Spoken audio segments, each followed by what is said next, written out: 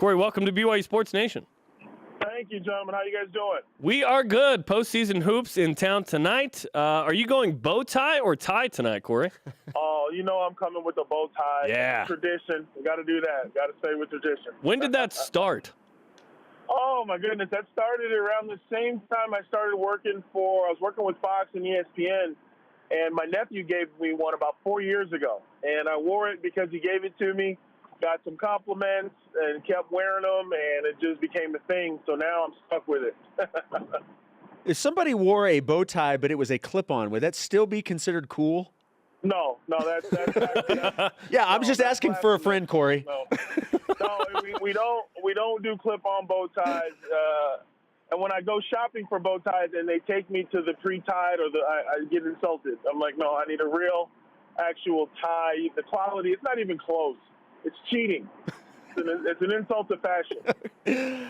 Cory, we've been talking a lot today with the news that Elijah Bryant is out for the rest of the year for BYU. How big is that injury for BYU tonight and possibly moving forward? Well, I think it's significant. I mean, he's a guy who started 9 games, and, he puts up some points, but he plays 24 minutes. So, obviously, Coach Rose needs to redistribute those minutes. It'd be interesting to see if they go to more of the other starters or do they go with some bench depth. But, I mean, it's a significant setback for BYU. But here's the issue. They have no problem scoring points. The question is, will starters play more? And will they be able to play more, obviously try to keep guys out of foul trouble. Jalen Jones is also hurt and out for the season for UT Arlington. So who's the bigger injury in this game, Bryant or Jones? Jones is the bigger injury. He's a starter, second in scoring. They've got more replacing to do than BYU does. When you talk about those type of minutes and that type of productivity, coaches don't like to, be playing musical chairs this time in the season.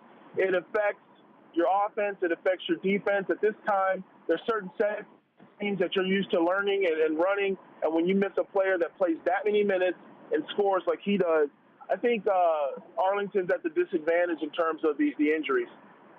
When you look at these two teams, Cory, what do you think the Mavericks do better than the Cougars? Well, at first glance, I would look, and this is purely on paper, I would say they defend better when I look at steals and keeping the opponents scoring, down in that 65, 70-point range.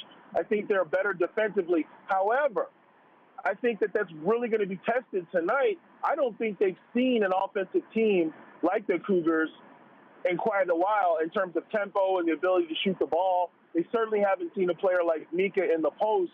So while they look good in terms of steals and holding opponents down in terms of scoring, they haven't seen a team as good as BYU offensively. ESPN Analyst Cory Williams is on BYU Sports Nation. Our Twitter question today is this: how do you define success for BYU in the NIT? What do you think? You got to get to New York, plain and simple. The Cougs have had an up-and-down season. They shocked the world. I remember standing in the lobby. I was in Orlando, Florida, watching them knock off Gonzaga. That can't be the lone highlight of this season. I think a trip to New York gives you something to hang your hat on. As an old basketball player, when we look back on our college years, what did I do my freshman year? We got bounced by Santa Clara. Sophomore year, we went to the Final Four. Junior year, we got bounced in the first round by Miami of Ohio. Senior year, you define your college career by what you achieved postseason. When you're in college, you don't really understand that that's the way it goes. But they've got a great opportunity to make some noise and try to get to New York again. What's the matchup, Cory, that you're paying attention to tonight?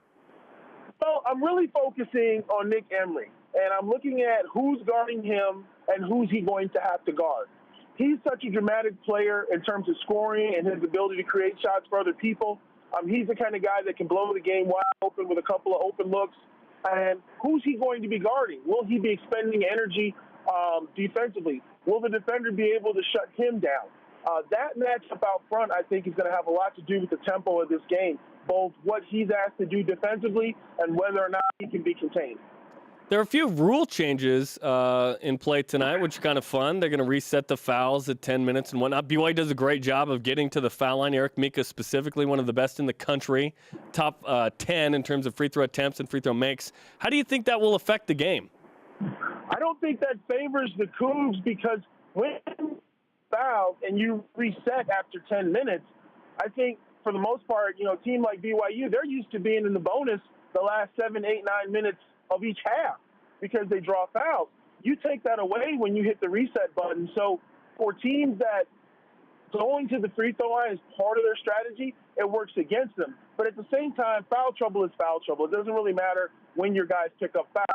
On the defensive side, you still got to coach it the same way. But offensively, it's kind of a get-out-of-jail-free card. You can hack people and then get a reset, and you're not sending guys to the line. So, I mean, it's just I don't know. It doesn't really affect the game, but for teams that are physical and penetrate and post, it doesn't help them. Motivation is something we were talking about, and sometimes it's really hard to gauge whether, a team wants to be in the situation that they are, and if that affects, the outcome. And we saw Cal, Indiana, Utah, they all lost last night. What sense do you get in terms of that in this matchup tonight? It's hard, and I'll be quite honest with you guys. I'm headed down to shoot around right now, and I'll know the moment I step in the gym. When it comes to postseason play, I had the youth last night, and I was telling some of my colleagues at shoot around. They just didn't seem to have that spark.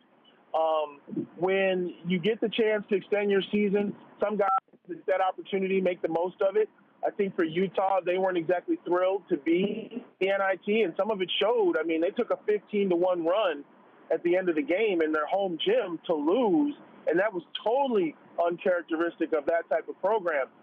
With BYU, I think last year they were excited, still had some basketball left in them.